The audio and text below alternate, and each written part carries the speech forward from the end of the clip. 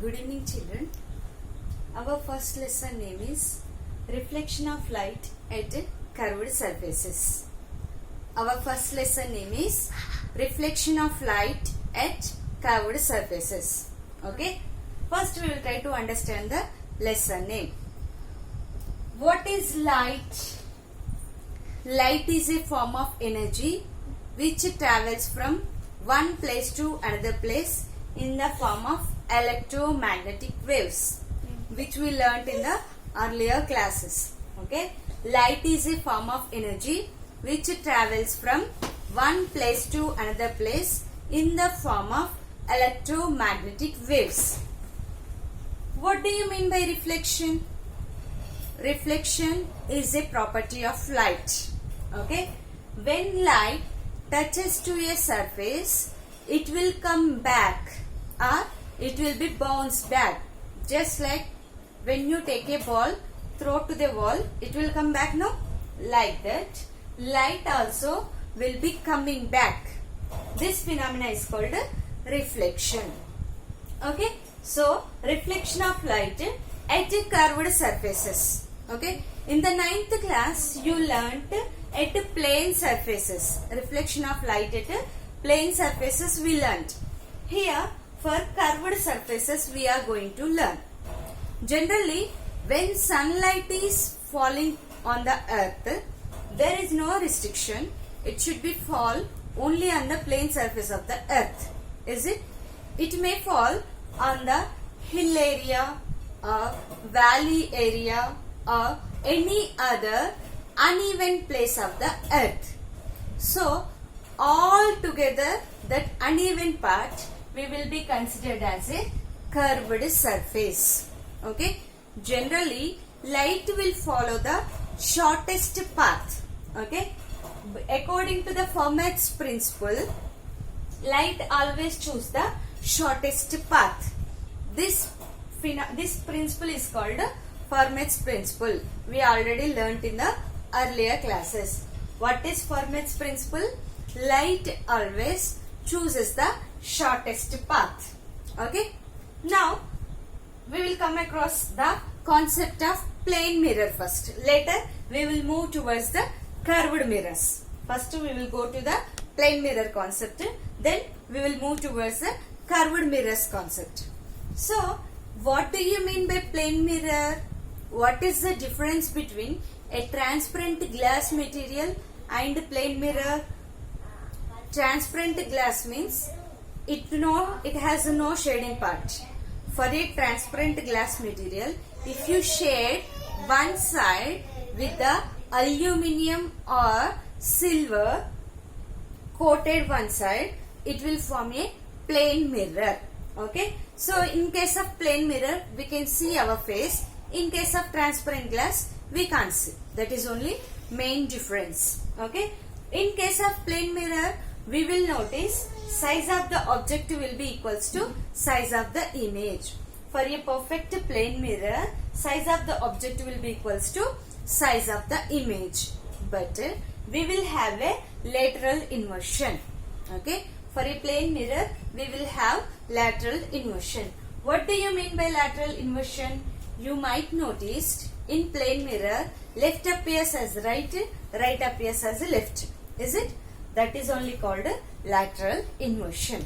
Okay. So up to here, this is our previous knowledge. Now let us move towards the curved surfaces. Curved surface nothing but curved mirrors. Usually curved mirrors are coming from a spherical mirror. Spherical mirror, a round shaped mirror. Okay. What do you mean by spherical mirror? A spherical mirror means a mirror in the form of a sphere. Okay. We have to take a glass material, glass rounded material, which will be in the form of a sphere. Okay. Just like this. Okay. Here, let me take, this is a round shaped mirror. Okay. From this, how it's a shape? Now, this shape is a round shape. From this, if I take a small part, if I cut a small part, this will give you a curved mirror. Okay, this is a curved mirror. In a spherical shaped mirror, if I cut into a small piece in the form of a curve, it gives curved mirror or curved surface. Okay. So this is one type of curved mirror, and I am considering another side of the part. This is another kind of curved mirror.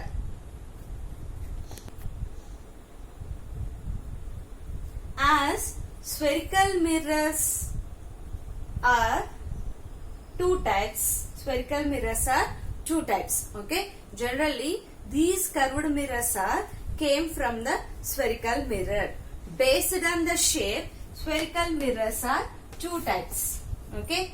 Concave mirror, convex mirror. Spherical mirrors are two types.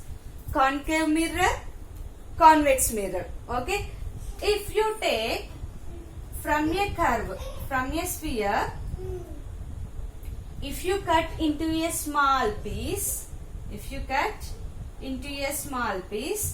and if it is shaded outside, okay, inside of a spherical mirror, by taking a small piece, small curve, if you shade outside of the mirror, we will call it as concave mirror.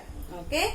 In a spherical shaped mirror, we should consider any part of the half, any part of the curved part. For that curved part, if outside is shaded with either aluminium or silver, any coated, then we will call it as concave mirror. Okay. In case of spherical mirror, from the spherical mirror, if a curved part is shaded outside, we will call it as concave mirror. Generally, for a concave mirror, which part will be shaded? Outside part. Next type is convex mirror. From that small part of a spherical mirror, if you take a small part, curved mirror, and shaded inside, okay, if it is shaded inside, we will call it as convex mirror. Okay, just like in previous case of spherical mirror, from one curved part, if inside part, when you bend your hand, inside part shaded means convex mirror, outside part shaded means concave mirror. Okay, inside shaded means convex, outside shaded means concave. Please don't get confused. Inside shaded means convex, outside shaded means concave. Okay, now we will learn some of the basics of this curved mirrors. Okay, for example, this is a spherical mirror. Okay, this is a spherical mirror. When you consider a spherical mirror, what we will have for a sphere? For a sphere, there will be diameter as well as radius. Is it? And center of the sphere also will be there. Okay, center of the sphere, diameter and radius. Is it? For a sphere, there will be three factors. By considering these factors, we have some definitions. Okay, first one is center of curvature. What do you mean by center of curvature? Center of the spherical mirror is called center of curvature. Okay, for a sphere, there will be center point, no? Just like that. For this spherical mirror, there will be center point. This center point, we will call it as center of curvature. Okay. Next one is pole. Okay. What do you mean by pole? Means the midpoint of the mirror.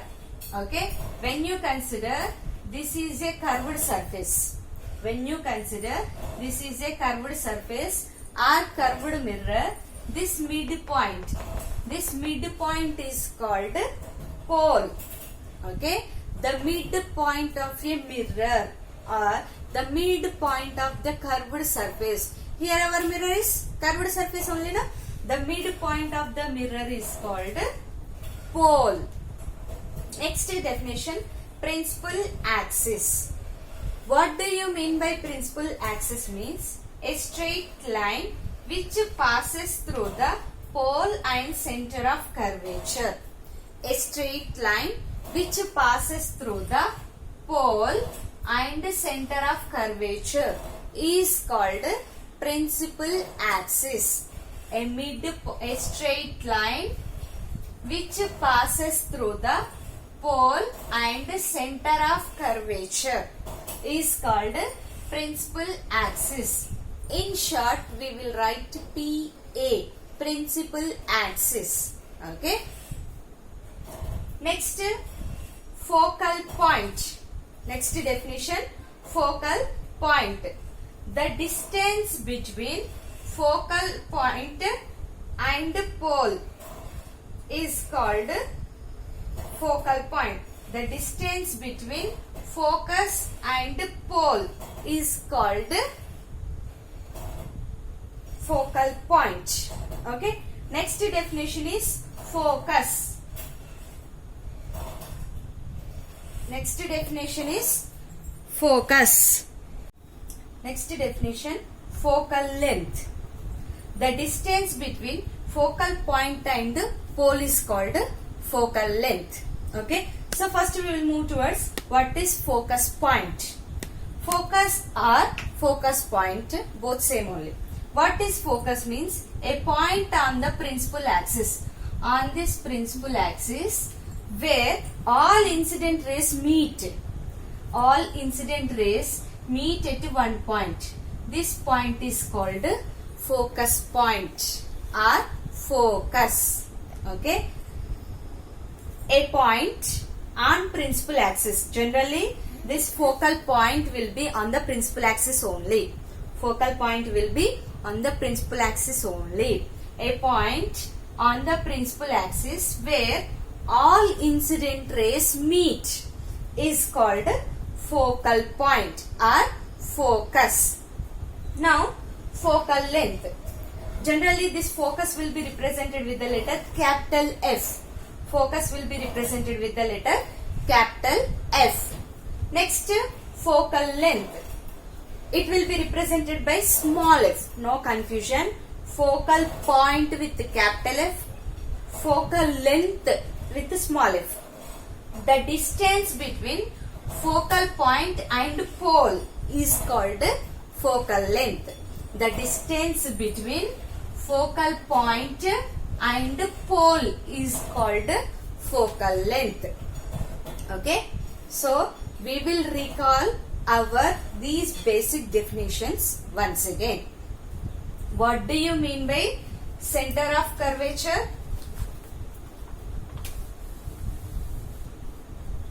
We are recalling once again. If this is a sphere, the center of the sphere is called center of curvature. The center of the sphere, spherical mirror, is called center of curvature. It will be represented with the letter C. Okay. Next, pole.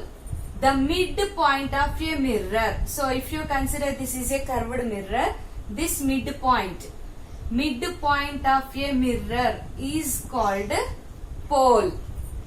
Next, principal axis. A straight line which passes through pole and center of curvature. A straight line which passes through pole and center of curvature is called principal axis. Okay. Next one is focus or focal length. Focus or focal length represented with the capital F. Capital F. A point on the principal axis where all incident rays meet at one point.